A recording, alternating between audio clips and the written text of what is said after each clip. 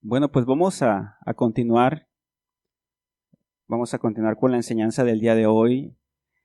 La he titulado El peligro de perder la fe en Jesús. Sí, vamos a orar, vamos a pedirle a Dios que nos hable, que nos ayude.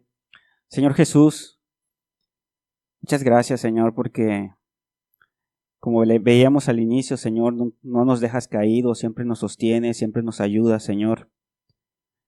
Y siempre estás al cuidado, Señor, de nosotros. Has dejado tu Espíritu Santo, has dejado tu palabra, Señor, para que, Señor, en estos momentos, Señor, podamos poder entenderlo, poder ver tu palabra, poder estudiarla, Señor, y que sea tu Espíritu el que revele, Señor, aún lo que tú quieres hablarnos, Señor. Porque si no está tu Espíritu, Señor, sería pura letra, Señor. Pero tu Espíritu, Señor, es el que le da vida a tus palabras, Señor, el que hace que resalten en nuestros corazones. Y hoy queremos, Señor, que seas tú el que vengas a hablarnos, el que venga a ministrarnos, el que venga aún a fortalecernos, Señor. En tu nombre te lo pedimos. Amén. Bueno, vamos a ver, esta enseñanza está basada en el libro de Hebreos. Literalmente vamos a estudiar los primeros 4 capítulos de Hebreos. Y vemos, como veíamos al principio, que Dios siempre tiene cuidado de nosotros, que Dios siempre quiere ayudarnos. Y precisamente cuando se escribió esta carta a los hebreos, la iglesia de los hebreos, o los judíos que habían creído en Jesús, estaban pasando por un momento de persecución, estaban pasando momentos difíciles, ¿sí?, por parte de su propia nación. Y pareciera que ellos empiezan a perder la fe, se empiezan a desanimar, empiezan a flaquear.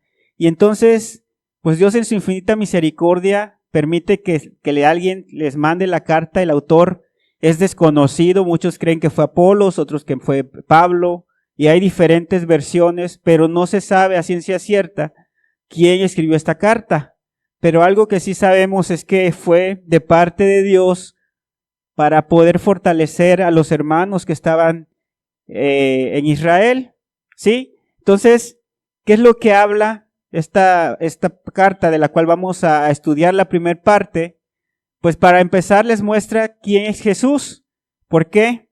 Acordémonos que para los judíos Jesús no era nadie, había sido otro que se había levantado. Ellos siguen esperando al Mesías, ¿sí? Entonces para ellos, pues el importante siempre había sido Moisés. La persona, el autor de Hebreos, les muestra a través de la palabra, a través de las profecías, cómo, quién era Jesús, su supremacía, su amor para con ellos, su poder, que son participantes o que somos participantes de Cristo y el reposo que Jesús da. Pero también les advierte del peligro de deslizarnos, de separarnos de la incredulidad. Entonces, con el favor de Dios vamos a estar estudiando estas cosas y pues vamos a dar lectura, va a ser un poquito largo, así que pues esperamos en Dios que podamos todos llevar el ritmo. Dice Hebreos 1 del 1 al 14. Dios, habiendo hablado muchas veces y de muchas maneras en otro tiempo a los padres por los profetas, en estos postreros días nos ha hablado por el Hijo, a quien constituyó heredero de todo y por quien asimismo hizo el universo. Dice, el cual siendo el resplandor de su gloria y la imagen misma de su sustancia, y quien sustenta todas las cosas con la palabra de su poder, habiendo efectuado la purificación de nuestros pecados, por medio de sí mismo, se sentó a la diestra de la majestad en las alturas. Algo que el autor de Hebreos le recuerda a los hermanos que estaban pasando esta situación, es que Jesús mismo los había purificado, los había limpiado. ¿Qué significa purificación? Viene del griego catarismos y se refiere a la acción de limpiar, de purificar o hacer puro, ¿sí? Se refiere al acto mediante el cual Jesús, a través de su sacrificio en la cruz, ha limpiado y removido los pecados, ¿sí? Entonces, el autor de Hebreos les hace ver que Dios era Dios mismo, Jesús mismo, era el que había purificado de sus pecados. Habían creído en Él y esto, al ver el sacrificio, habían sido perdonados de sus pecados. Entonces vemos cómo el autor de Hebreos empieza a hablarle a aquellos hermanos que estaban pasando aquella situación. Dice, hecho tanto superior a los ángeles. Dice, en cuanto heredó más excelente nombre que ellos. ¿Qué les estaba dando a entender? Que Jesús no era un ángel, no era un simple profeta. Y ahorita vamos a ver. Dice, porque ¿a cuál de los ángeles dijo Dios jamás? Mi hijo eres tú. Yo te he engendrado hoy y otra vez yo seré el Padre y él me será mi hijo. Y otra vez cuando introduce al primogénito en el mundo dice, adórenle todos los ángeles de Dios. Ciertamente de los ángeles dice, el que hace a sus ángeles espíritus y a sus ministros llama de fuego. Mas del Hijo dice, tu trono, oh Dios, por el siglo del siglo, cetro de equidad es el cetro de tu reino. Y vemos como aquí dice, tu trono, oh Dios, haciendo Jesús Dios. Entonces vemos cómo aquellas personas, si el autor de Hebreos les estaba diciendo estas cosas, es porque estaban perdiendo de vista a Jesús. En aquellos entonces los judíos pues no creían en Jesús, hablaban de muchas personas que se habían levantado y pensaban que Jesús era una más de esas personas. Y pareciera que todo la presión de volver al judaísmo, de volver a los ritos, los personas de Hebreos, esta iglesia de Hebreos, estaba flaqueando, estaba como dudando, empezaba a dudar de su fe. Y el autor de Hebreos les hace ver, mira, ¿a quién Dios le dijo tu trono, oh Dios? ¿A quién? Y empieza a hacer la diferencia entre los ángeles y entre Jesús. Por eso aquí le dice, más del Hijo dice, tu trono, oh Dios, por el siglo del siglo, cetro de equidad, es el cetro de tu reino. Has amado la justicia y aborrecido la maldad, por lo cual te ungió Dios, el Dios tuyo, con oleo de alegría más que a tus compañeros. Y tú, oh Señor, el principio fundaste la tierra. En el principio fundaste la tierra. Los cielos son obra de tus manos. Ellos perecerán, mas tú permaneces y todos ellos envejecerán como una vestidura. Y como un vestido los envolverás y serán mudados. Pero tú eres el mismo y tus años no acabarán. Aquí nos habla que Jesús estuvo antes de la fundación del mundo. Entonces, le estaba dando a entender, este Jesús que murió por ustedes, este Jesús que lo limpió de sus pecados, dice, es el mismo y sus años no acaban. Es el mismo al que han creído, el que los ha ayudado y es el mismo que los puede seguir ayudando y los puede seguir fortaleciendo. Y es más, es el mismo que los va a llevar hasta el final. Y es algo que nosotros podemos confiar, que tenemos un Dios, ¿sí? Que fue el mismo Dios que vino a morir por nosotros, que se hizo humano, ¿sí? Como les decía al principio, que Él entiende y conoce todas nuestras necesidades, nuestras tentaciones, ¿sí? Él pasó hambres, Él pasó sed, ¿sí? Él pasó fríos, pasó tentaciones, pasó situaciones difíciles, sabe qué es que se le muere una persona. Él, si se dan cuenta, si han leído las Escrituras, su padre José murió y aunque él era Dios, pues también tenía sentimientos como nosotros. Entonces, Él sabe cada situación que nosotros pasamos, Él la sabe. Pero no porque vino a ser humano significa que ahí se quedó o que murió y no se levantó de la tumba. Aquí nos está diciendo la palabra de Dios, ¿sí? Que sus años no van a acabar, es una persona eterna, es algo en el que podamos confiar, ¿sí? Dice, pues ¿a cuál de los ángeles dijo Dios jamás, siéntate a mi diestra hasta que ponga a tus enemigos por estrado de tus pies? ¿No son todos espíritus ministradores enviados para servicio a favor de los que serán herederos de la salvación? Por tanto, dice en Hebreos 2, por tanto, dando a entender, teniendo un Dios verdadero, un Dios eterno, un Dios que vino a morir por ti y por mí, por tanto, dice, es necesario que con más diligencia atendamos a las cosas que hemos oído, no sea que nos deslicemos. ¿Qué estaba pasando? Se estaba descuidando, ¿sí? Se estaba perdiendo esa fe, esa confianza en Dios. Y vamos a ver qué significa precisamente la palabra diligencia. ¿Sí? Viene del hebreo espoude y significa prontitud, esfuerzo, entusiasmo. ¿Sí? Implica una actitud de seriedad y dedicación hacia una tarea o deber. ¿Qué significa? Que no podemos descuidar a Dios, no podemos descuidar la comunión, la palabra. No podemos estar poniendo solamente nuestra mirada en las situaciones que puedan estar pasando a nuestro alrededor. ¿Sí? Yo creo que alguna vez se ha comentado cuando dice que le dijo Pedro a Jesús, si eres tú, cuando estaban en el mar, manda que yo vaya. ¿Y qué le dijo Jesús? Ven. Y Pedro empezó a caminar en el mar. ¿Cuándo fue que se hundió? Cuando empezó a ver las olas, el viento. ¿Qué hizo? Me ahogo. Y se hundió. Pero vemos que Dios no lo dejó. Dios le extendió la mano y lo agarró. Entonces, por eso dice aquí es importante, es necesario que con más diligencia atendamos, seamos serios a las cosas que hemos oído, no sea que nos deslicemos.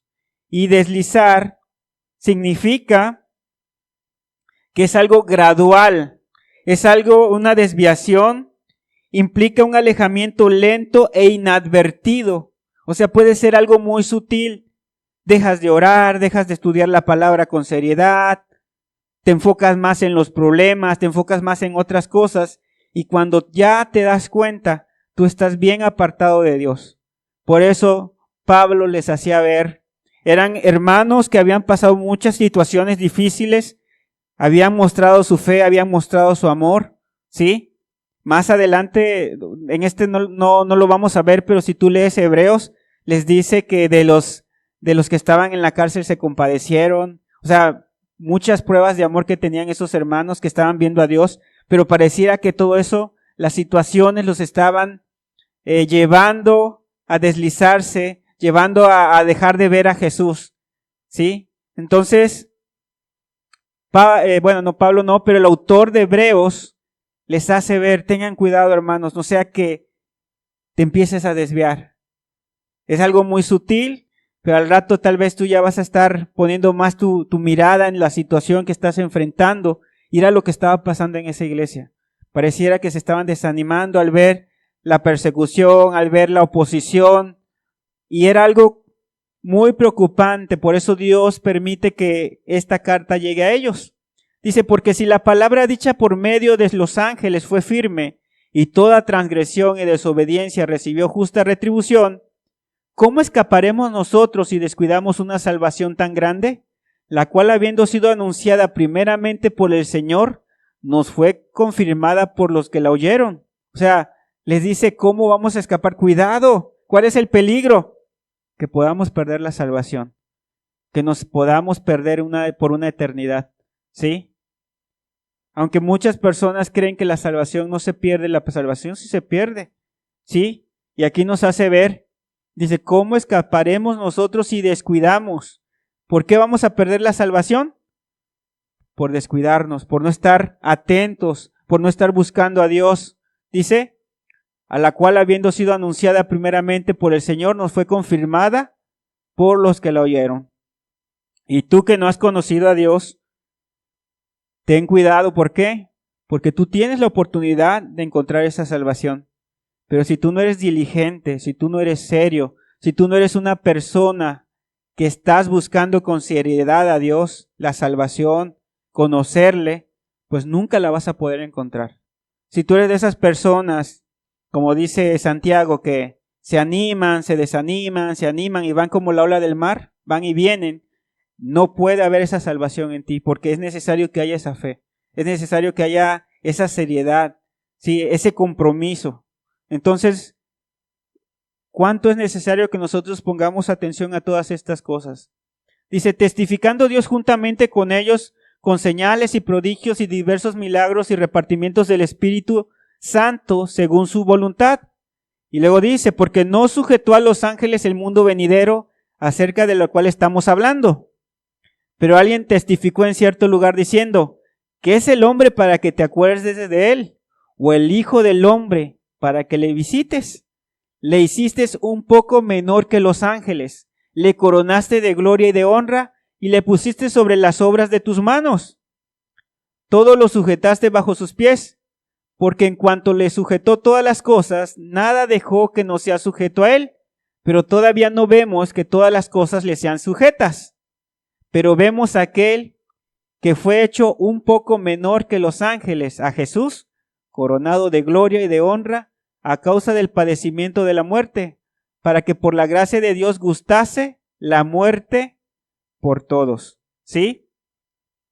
Entonces nos damos cuenta que Jesús fue un hombre como nosotros. Nosotros somos menores a los ángeles, pero Jesús nos hizo como un ángel, se hizo como un hombre y vino a morir por nosotros. ¿Sí? Y por eso dice aquí, ¿qué es el hombre para que de él te acuerdes? Realmente nosotros no somos nada, pero ve el valor que Dios le ha dado a tu vida y a mi vida. Dice, pero vemos a aquel que fue hecho un poco menor que los ángeles. Siendo Dios, se hizo un poco menor que los ángeles. Dice, a Jesús, coronado de gloria y de honra a causa del padecimiento de la muerte, para que por la gracia de Dios gustase la muerte por todos. ¿Quién es aquel que vino a hacerse uno de nosotros? Fue Jesús. ¿Para qué? Porque dice, para que en todo tuviese la preeminencia. Él sabe cómo te sientes, Él sabe lo que pasa, es alguien que puede compadecerse, que nos conoce, porque Él mismo lo vivió. ¿Sí? No es lo mismo que a una persona le cuentes. Por ejemplo, si tú nunca has tenido hambre o nunca has pasado necesidad y de repente te empiezan a decir, no, es que pues fíjate que yo tomaba agua y pan y cuando había y luego a veces me dolía el estómago. La persona que nunca ha pasado eso, pues tal vez se lo intenta imaginar, pero no es lo mismo cuando pasas esa situación. En cambio, cuando una persona ha pasado esa situación y tú le empiezas a platicar, se identifica. ¿Cierto o no? Se identifica. ¿Por qué? Porque dice, yo también lo he vivido. Yo también lo pasé. Cuando tú te acercas a Dios y les dices, Señor, me siento afligido por esto, me siento tentado por aquello, Él se identifica porque pasó lo mismo que tú pasaste, que nosotros pasamos. Entonces, por eso dice, fue una persona como nosotros. Y aunque es Dios, sabe cómo nos sentimos. Y es algo precioso porque no es un Dios que esté allá arriba nada más y que esté ahí mirándonos y órale, tienes que ser santo y órale, no tienes que pecar y órale, no tienes que hacer esto y no tienes que hacer aquello. O sea, no es un Dios así. Es un Dios que sabe que somos débiles, que sabe que a veces cometemos errores, pero es un Dios que también tiene el poder para librarnos de todo eso. Por cuanto Él también vivió en esa santidad. Dios tiene el poder para darte de su espíritu para que tú puedas vivir en esa santidad. Entonces, tenemos un Dios poderoso, tenemos un Jesús que se hizo un poco menor que los ángeles, dice aquí. Vamos a seguir. Dice, porque convenía a aquel por cuya causa son todas las cosas y por quien todas las cosas subsisten, que habiendo de llevar muchos hijos a la gloria, perfeccionase por aflicciones al autor de la salvación de ellos. Porque el que santifica y los que son santificados, de uno son todos, por lo cual no se avergüenza de llamarlos hermanos, diciendo, anunciaré a mis hermanos tu nombre, en medio de la congregación te alabaré. ¿Sí? Dice que aún Jesús nos llama hermanos, que aún Jesús, o sea, es como que hay una camaradería, hay un compañerismo, ¿sí? Y vemos algo muy importante, porque el que santifica, no es que una persona se santifique a sí misma, es que Dios es el que te santifica, es que Dios es el que te va a ayudar, ¿sí? La palabra santifica viene del griego agiazo, ¿sí? Significa hacer santo, consagrar o purificar. Implica apartar algo o alguien para un propósito sagrado o divino. Cuando Dios dice el que santifica, da a entender que Jesús es el que te aparta, Jesús es el que te ayuda, Jesús es el que te va a guardar. Claro, nosotros tenemos que poner nuestra parte, pero Él es el que santifica. Y por eso cuando Moisés se acercaba a la zarza ardiendo y Dios le dice, quítate las sandalias de los pies porque el lugar en el que estás parado, santo es. ¿Por qué? ¿Será que el lugar era santo? No, era santo porque estaba la presencia de Dios ahí. Entonces una persona cuando se le llama que es santa es porque está la presencia de Dios en esa persona. Dios lo ha apartado para servir, para que le sirva, para ser ese hermano, ese hijo, ¿sí? Lo ha consagrado. Entonces, dice, por esa causa, Dios purifica y consagra a los creyentes, haciéndolos santos y aceptables a sus ojos. ¿Sí? Entonces vemos que Jesús es aquella persona que te mantiene en esa santificación. Dice, este proceso de santificación es tanto una obra realizada por Cristo a través de su sacrificio como una experiencia continua en la vida del creyente, en la que son transformados y hechos semejantes a Él. ¿Sí? Vemos que Dios es el que nos está santificando. Vemos que tenemos a alguien que nos ayuda. ¿Qué es lo que nosotros tenemos que hacer? Aferrarnos a eso. ¿Sí? No dejarlo, como dice el autor de Hebreos. Vamos a seguir. Dice, y otra vez yo confiaré en Él, y de nuevo he aquí yo y los hijos que Dios me dio. Dice, así que por cuanto los hijos participaron de carne y de sangre, Él también participó de lo mismo, para destruir por medio de la muerte al que tenía el imperio de la muerte, esto es al diablo, ¿sí? Y librar a todos los que por el temor de la muerte estaban durante toda la vida sujetos a servidumbre, porque ciertamente no socorrió a los ángeles, sino que socorrió a la descendencia de Abraham. Y vemos, dice, para destruir por medio de la muerte al que tenía el imperio de la muerte, esto es, al diablo. Cuando nosotros realmente confiamos en Dios, cuando nosotros realmente nos entregamos a Él, el diablo ya no tiene ese poder sobre nosotros. Sí nos puede tentar, sí puede hacer muchas cosas, pero ya no estamos bajo el poder del diablo, ¿sí? Y quiero leerte esto que investigué. Dice, este versículo enfatiza la empatía y capacidad de Jesús para ayudar a los creyentes que enfrentan tentaciones y pruebas. Debido a que Jesús experimentó el sufrimiento, la tentación durante su vida terrenal, Él comprende plenamente nuestras luchas y es capaz de socorrernos y fortalecernos. ¿Sí? Entonces nos damos cuenta que Él tiene el poder para librarnos, ¿sí?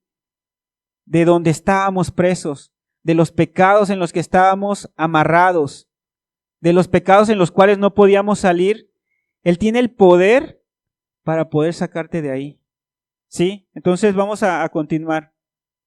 Dice, por lo cual debería ser en todo semejante a sus hermanos, para venir a ser misericordioso y fiel sumo sacerdote en lo que a Dios se refiere, para expiar los pecados del pueblo. Pues en cuanto él mismo padeció siendo tentado, es poderoso para socorrer ¿a quiénes? A los que son tentados. ¿Sí? Entonces nos damos cuenta cómo Jesús tiene el poder para librarnos, para ayudarnos. Y es algo que nosotros debemos tener muy en cuenta. Como te decía, a veces ponemos tanto los ojos en los problemas, en lo que estamos pasando, que dejamos de ver a Jesús. Dejamos de ver cómo Dios tiene el poder para ayudarnos, para mantenernos a flote. ¿Sí? Vamos a ver qué significa expiar. ¿Sí? Aquí vemos que dice, para venir a ser misericordioso y fiel sumo sacerdote, en lo que a Dios se refiere, para expiar los pecados del pueblo. Y vamos a ver qué significa propiciar o apaciguar. Y se refiere al acto de satisfacer la justicia de Dios mediante un sacrificio que cubre o borra los pecados. ¿Cuál fue ese sacrificio? Fue su muerte. ¿Cómo podemos tener esa oportunidad? Porque Dios mismo, Jesús mismo se ofreció como ese sacrificio santo y puro. ¿Para qué? Para poder pagar por nuestros pecados. ¿Sí? Entonces vemos cómo Dios pagó por nuestros pecados y como te leía, Él fue tentado, pero tiene el poder para sostenernos, para mantenernos sin pecado. ¿Sí? Hebreos 3, 1 al 19 dice, por tanto, hermanos santos, participantes del llamamiento celestial, considerad al apóstol y sumo sacerdote de nuestra profesión, Cristo Jesús. ¿Sí? Y aquí el autor de Hebreos le dice, considera, razona, medita en esto que estamos hablando, en esto que yo les estoy exponiendo. Considera a Jesús, el sumo sacerdote de nuestra profesión. ¿Por qué?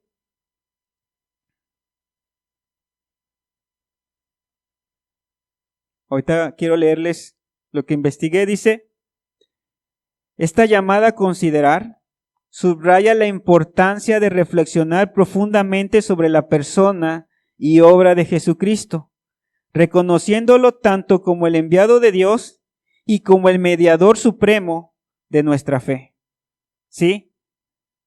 Dios, Jesús, es nuestro mediador, es el que nos salvó, el que nos ayuda. Por eso como que les dice aquí, ¿sabes qué? Considéralo, míralo a Él. Sí, míralo a Él. Dice, el cual es fiel al que lo constituyó como también lo fue Moisés en toda la casa de Dios. Porque de tanto mayor gloria que Moisés es estimado digno cuanto tiene mayor honra que la casa, el que la hizo. Porque toda la casa es hecha por alguno, pero el que hizo todas las cosas es Dios. ¿Por qué? Acordémonos que para los judíos, Moisés es una persona, fue el profeta, por decir, grande, ¿no? Es una persona muy importante. Pero aquí vemos cómo el autor de Hebreos les dice, mira, considera más a Jesús. Moisés fue una persona ciertamente muy fiel, pero dice cuánto mayor es Jesús que Moisés. ¿Sí? Dice, y Moisés a la verdad fue fiel en toda la casa de Dios, como siervo para testimonio de lo que se iba a decir, pero Cristo como hijo sobre su casa, la cual casa somos nosotros si retenemos firme hasta el fin la confianza y el gloriarnos en la esperanza. ¿Sí? ¿Hay una condición? Sí hay una condición. Dice que nosotros somos la casa, pero si retenemos firme hasta el fin la confianza y el gloriarnos en la esperanza. ¿Qué significa? Que si nosotros no retenemos estas cosas, nos podemos apartar y nos podemos perder. ¿Sí? ¿Qué significa retener? Significa mantener, aferrarse a algo, sujetar, guardar con firmeza. Dice, es un verbo que implica una acción activa de mantener algo con seguridad y de manera continua. ¿Sí? O sea, es algo que tiene que estar continuamente. Entonces dice, implica que los creyentes deben aferrarse con firmeza a la confianza y la gloria de su esperanza en Cristo. Se refiere a mantener algo de manera firme sin permitir que se escape o se debilite. ¿Sí? Es un acto de perseverancia en la fe, de continuar sujetando con determinación y constancia la esperanza que se tiene en Cristo. ¿Sí? Entonces, por eso les dice, si retenemos firme hasta el fin la confianza y gloriarnos en la esperanza, tenemos que retener, tiene que ser algo continuo, aferrarnos, ¿sí? Por lo cual, como dice el Espíritu Santo, si oyereis hoy su voz, dice, no endurezcáis vuestros corazones como en la provocación en el día de la tentación en el desierto. Aquí les hace referencia a algo que ellos sabían muy bien. Ellos sabían que Dios los había sacado de Egipto, pero también ellos sabían cómo aquellas personas que Dios sacó de Egipto, de 20 para arriba, no habían entrado a la tierra prometida. ¿Por qué? Aquí nos dice, por la dureza de su corazón. ¿Sí? La dureza del corazón, las personas aquellas no entraron a la tierra prometida, se quedaron fuera. ¿Sí? ¿Qué significa no endurezcáis vuestros corazones? Para empezar vamos a ver qué significa el corazón, porque muchas veces las personas piensan que de aquí, o sea, del corazón, y literalmente creen que de aquí del corazón salen las cosas. Pero cuando dice la palabra el corazón no se refiere al órgano físico, sino también al centro de la vida espiritual, la mente, los pensamientos, representa el lugar de las emociones, la voluntad y la moral. ¿Sí? Malo, ¿qué significa malo? Dice algo dañino, corrupto. Se refiere a una condición que está moralmente torcida o que ha sido llevada a un estado de corrupción espiritual. ¿Qué significa incredulidad? Se traduce como desconfianza o falta de fe. Implica la ausencia de confianza en Dios y un rechazo o resistencia a creer en su fidelidad y sus promesas. ¿Sí? Entonces, ¿cómo podemos saber si tú estás con un corazón endurecido? Para empezar, aquí dice, si no tienes confianza en Dios y si tú rechazas, te resistes a creer en que Dios es fiel, a creer en que lo que Dios te está diciendo es algo bueno, ¿sí? Sus promesas, no eres obediente, ¿qué estás haciendo tú? Tienes un corazón endurecido. Una persona que rechaza, no, eso no es cierto, ¿sí? Que no pone atención, que no obedece, es una persona que está endurecida, ¿sí? Dice, donde me tentaron vuestros padres, me probaron y vieron mis obras 40 años, a causa de lo cual me disgusté contra esa generación y dije, siempre andan vagando en su corazón y no han conocido mis caminos. Por tanto, juré en mi ira, no entrarán en mi reposo. Mirad, hermanos, que no haya en ninguno de vosotros corazón malo de incredulidad para apartarse del Dios vivo. ¿Sí? ¿Por qué se apartaron aquellas personas? Dice aquí. Por la incredulidad. ¿Sí? Tuvieron un corazón malo de incredulidad, dice la palabra de Dios.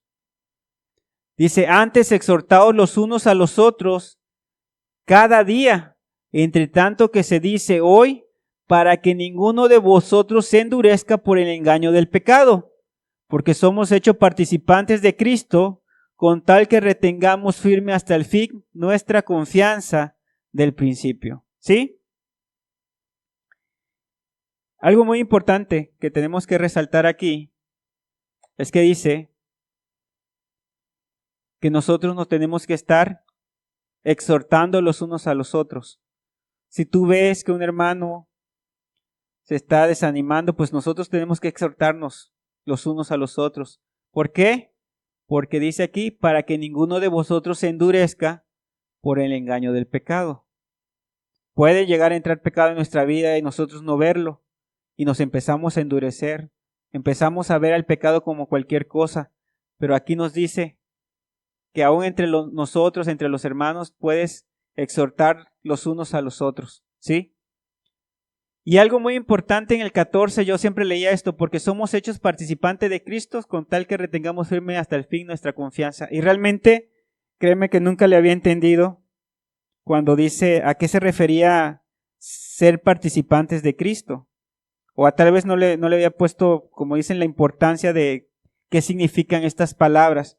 Pero yo quiero que hoy veamos a qué se refiere, ¿sí? Dice, esta expresión se refiere a la unión y la relación que los creyentes tienen con Cristo. Al ser participantes de Cristo, se destaca que los cristianos comparten en su vida su salvación, su espíritu y sus promesas. ¿Sí? Fíjate lo que significa todo esto. Somos parte de su obra redentora. Participar en Cristo significa que por fe hemos sido incluidos en su sacrificio y su resurrección. Esto nos da acceso a la salvación y a la vida eterna. ¿Qué más? Dice, compartimos su naturaleza. Dice, mediante el Espíritu Santo recibimos un cambio interno que nos permite vivir en comunión con Dios y reflejar el carácter de Cristo. ¿Qué más? Sus bendiciones y promesas. Ser participantes de Cristo implica que somos herederos junto con Él, como se menciona en Romanos 8:17, y por lo tanto tenemos acceso a las bendiciones y promesas de Dios. Cuando aquí les está diciendo, porque somos hechos participantes de Cristo, les está diciendo, ustedes junto con Cristo, Dios los ha salvado. Y no solamente los ha salvado, les ha dado de su Espíritu para que ustedes puedan vivir una vida santa, para que puedan reflejar el carácter de Cristo, y aparte ustedes tienen su promesa. Ustedes saben que si mueren, no van a morir en esta tierra, pero tienen una eternidad. Que si perdiste a un familiar, tienes la esperanza de que lo vas a ver. Que si aún tu casa no se ha convertido, tienes la esperanza, la promesa que dijo Dios, serás salvo tú y tu casa. O sea, tienes las promesas, no te desanimes. Era algo que el autor de Hebreos les estaba haciendo ver. Somos participantes de Cristo, tenemos las promesas. Y así también como Cristo fue perseguido, también nosotros vamos a pasar persecución. Pero podemos tener esa paz, podemos tener esa confianza en Él. Y era algo que les estaba diciendo a los hermanos de esa época, confíen en Él. Ustedes son participantes de Cristo. Y así como Cristo padeció, ustedes están padeciendo, pero Dios está ahí, los está fortaleciendo, ¿sí? Los ha salvado, los está bendiciendo, ¿sí? Es un llamado a mantener la fe hasta el final, demostrando una fe perseverante que refleja una relación viva y activa con Él. ¿Sí? Entonces, imagínate todo lo que nosotros tenemos y a veces pareciera que lo dejamos de ver. Está Jesús ahí siempre con nosotros. Por eso Él dijo, he aquí yo estoy con vosotros todos los días hasta el fin del mundo. Y todos los días tiene sus promesas, todos los días tiene su ayuda, todos los días tienes esa salvación cuando tú te mantienes en Él. Hermano, hermana, si tú te has estado desanimando a lo mejor por la situación que puedas estar pasando, dice aquí que somos participantes de Cristo. Pon la mirada en Él, confía en Él. Si Él está permitiendo una situación, Dios sabe por qué lo está permitiendo. ¿Sí? Entonces, aquí lo que nosotros nos toca es confiar en Jesús, confiar en lo que Él ha dicho. Y si Él te ha dicho, no te voy a dar más allá de lo que no puedas soportar, Él lo va a cumplir también. ¿Sí? Entonces, es muy importante que nosotros permanezcamos firmes en la fe, en la comunión, ¿sí? Con Cristo. ¿Por qué? Porque esto es lo que nos va a mantener firme. Cuando estamos viendo a Cristo, si Jesús, siendo Dios, padeció, ¿quién soy yo para no hacerlo? Eso es lo que te mantiene firme. Por eso decía que nosotros pues reflexionemos sobre la profesión, sobre el sumo sacerdote Cristo Jesús. ¿Por qué? Porque Él padeció. Él también padeció. Él también muchas veces fue menospreciado. Y vemos que Él venció, y así como Él venció, también nosotros venceremos si Él está con nosotros. ¿Sí? Dice, entre tanto que se dice, si oyeres hoy su voz, no endurezcáis vuestros corazones como en la provocación. Dice, ¿quiénes fueron los que habiendo oído le provocaron? ¿No fueron todos los que salieron de Egipto por mano de Moisés? ¿Y con quiénes estuvo él disgustado 40 años? ¿No fue con los que pecaron cuyos cuerpos cayeron en el desierto? ¿Y a quienes juró que no entrarían en su reposo, sino aquellos que desobedecieron? Y vemos que no pudieron entrar, ¿a qué? A causa de la incredulidad. ¿Sí?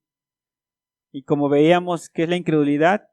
Es cuando alguien pierde la confianza en Cristo, rechaza completamente tanto a Dios como sus promesas. ¿sí?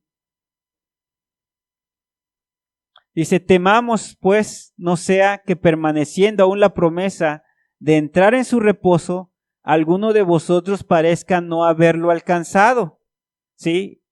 Y aquí nos habla el libro de Hebreos que es un reposo en Dios, es un reposo diferente, ¿sí? Vamos a darle lectura, dice, porque también a nosotros se nos ha anunciado la buena nueva como aquellos, pero no les aprovechó el oír por la palabra, por no ir acompañada de fe en las que los oyeron. Pero los que hemos creído, entramos en el reposo de la manera que dijo, por tanto, juré en mi ira, no entrarán en mi reposo. Aunque las obras suyas estaban acabadas desde la fundación del mundo, porque en cierto lugar dijo así, del séptimo día, y reposó Dios de todas sus obras en el séptimo día. Y otra vez aquí, no entrarán en mi reposo. Por lo tanto, puesto que falta que algunos entren en él, y aquellos a quienes primero se les anunció la buena nueva no entraron por causa de desobediencia, otra vez determina un día, hoy, diciendo, después de tanto tiempo, por medio de David, como se dijo, si oyeres hoy su voz, no endurezcáis vuestros corazones. Porque si Josué les hubiera dado el reposo, no hablaría después de otro día. Por tanto, queda un reposo para el pueblo de Dios, porque el que ha entrado en su reposo, también ha reposado de sus obras, como Dios de las suyas. Y aquí nos damos cuenta que nos habla de otro reposo.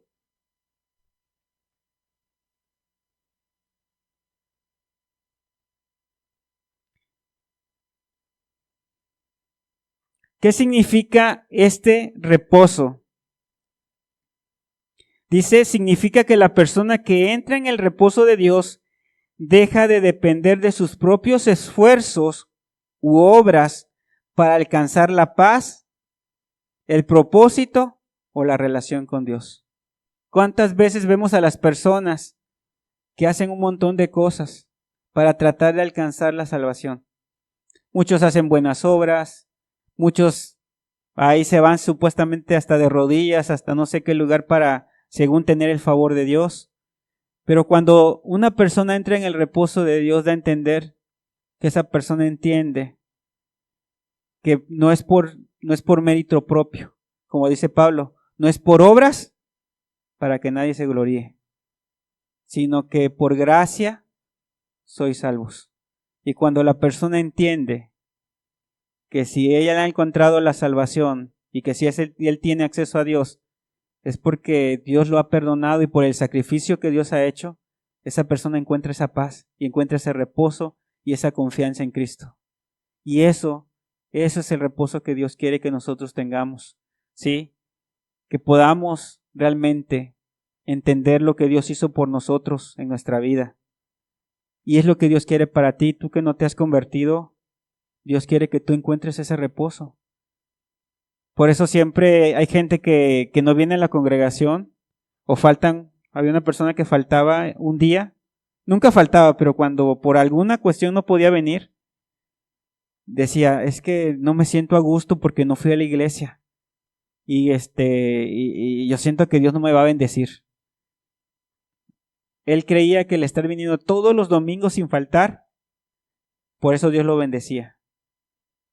Cuando aquí nos dice que cuando nosotros realmente entendemos, ¿sí?, ese sacrificio de Dios en nuestras vidas, cuando nosotros vemos lo que Dios hizo por nosotros, eso es lo que nos da paz, nos da reposo, ¿sí? No es el que vengas todos los días y nunca faltes, es bueno que no faltes, pero no por eso te vas a salvar.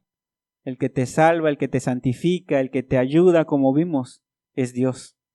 ¿Qué es lo que nos corresponde? Estar perseverando, estar aferrándonos a Dios, estar constantes, no desmayar, ¿sí?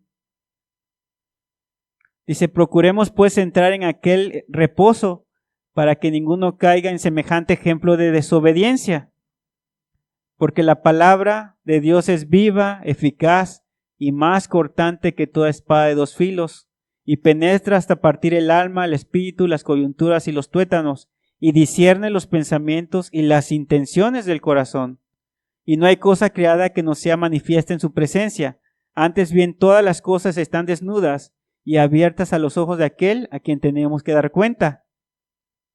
Por tanto, teniendo un gran sumo sacerdote que traspasó los cielos, Jesús el Hijo de Dios, retengamos nuestra profesión, porque no tenemos un sumo sacerdote que no pueda compadecerse de nuestras debilidades, sino uno que fue tentado en todo, según nuestra semejanza, pero sin pecado. Acerquémonos pues confiadamente al trono de la gracia para alcanzar misericordia y hallar gracia para el oportuno socorro. Si tú te encuentras en una situación de tentación, de un problema, de enfermedades, de situaciones difíciles, ¿qué es lo que tienes que hacer? ¿Qué dice aquí? Primeramente, que confíes en Jesús. ¿Por qué? Porque Él sabe lo que estás pasando. Y segundo, te acerques. ¿Cómo? ¿Cómo te tienes que acercar? Confiadamente al trono de la gracia para alcanzar misericordia y hallar gracia para el oportuno socorro. Dios es el que te va a socorrer, Dios es el que te va a sostener, Dios es el que te va a ayudar. En nuestras fuerzas nosotros no podemos, ¿sí? Hay muchas situaciones que a veces pasamos y créeme, las situaciones son difíciles y a veces no hallamos la salida, a veces pareciera que esa situación que estamos pasando nunca va a terminar. Pero cuando tú te acercas a Dios y empiezas a buscarlo, Dios te da la salida, Dios te da la ayuda. Como dice aquí, Dios te da la gracia, el oportuno socorro y te dice, ¿sabes qué? Es por aquí, hazle por allá.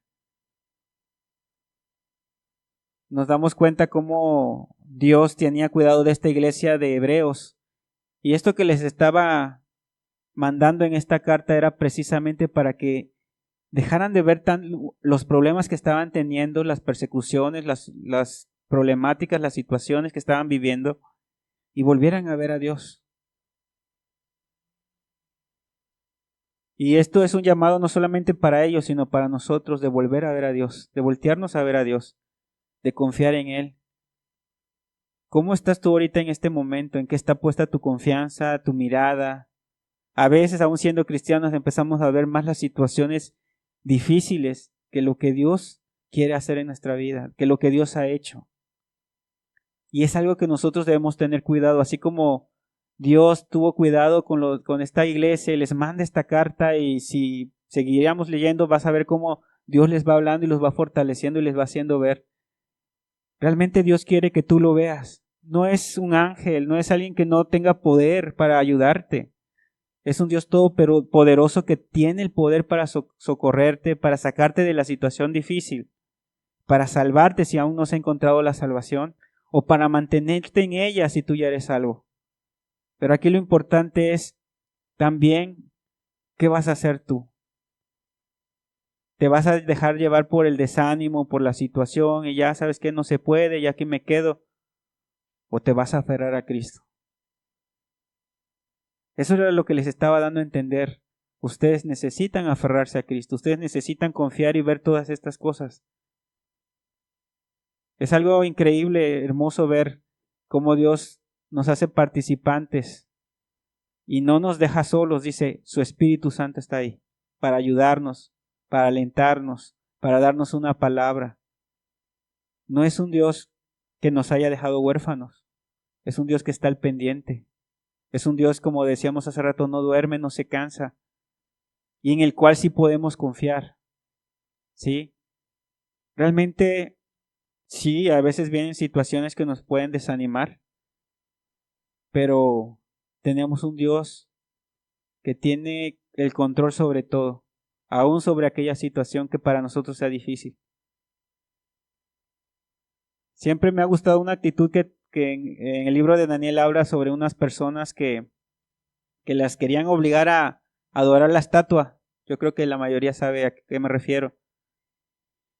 Y la actitud que tenían estas personas, Sadrach, Mesach y Abednego, cuando el rey les dijo, ¿sabes qué? O si no adoran, los voy a meter al horno de fuego. ¿Y qué Dios será que los libre de mis manos? Ellos dijeron, mira, Dios, nosotros no vamos a adorar tu imagen. Nuestro Dios, fíjate la confianza, la fe que tenían estas personas. Dice, nuestro Dios tiene el poder para librarnos de tu mano, pero no tiene necesidad de hacerlo. Si aún si no lo quisiera hacer, no por eso nosotros nos vamos a rendir a ti. ¿Sí? O sea, sí vemos la situación aquí. Ellos dijeron, Dios tiene el poder para sacarnos de esta situación, librarnos de tus manos, pero si no lo hace, no por eso nos vamos a desanimar, no por eso vamos a rendirnos ante tu imagen. Me ayude Dios tiene el poder, pero lo haga o no, yo voy a seguir confiando en Él. Era lo que estaban diciendo estas personas. Me ayude o no, yo voy a estar confiando en Él. ¿Y qué pasó? Dios se glorificó ahí. En esas situaciones difíciles Dios se quiere glorificar, pero ahí es lo que tú tienes que hacer. Señor, tú tienes el poder, pero aun si no, yo te voy a seguir. ¿Sí? Entonces, acerquémonos pues confiadamente ante el trono de la gracia para alcanzar misericordia y hallar gracia para el oportuno socorro. Realmente meditemos en estas palabras,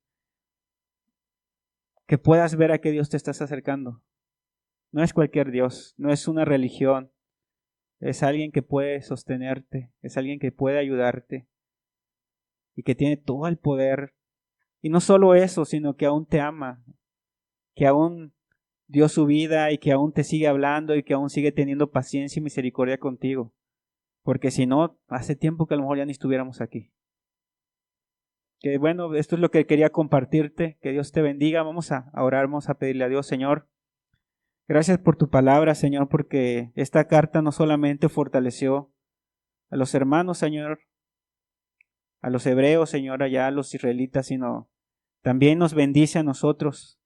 Podemos ver, Señor, tu supremacía, podemos ver tu amor, Señor, que aún nos llamas hermanos, que aún, Señor, no nos dejas huérfanos, que aún te compadeces de nosotros, nuestras debilidades, Señor, y que podemos acercarnos a ti, Señor.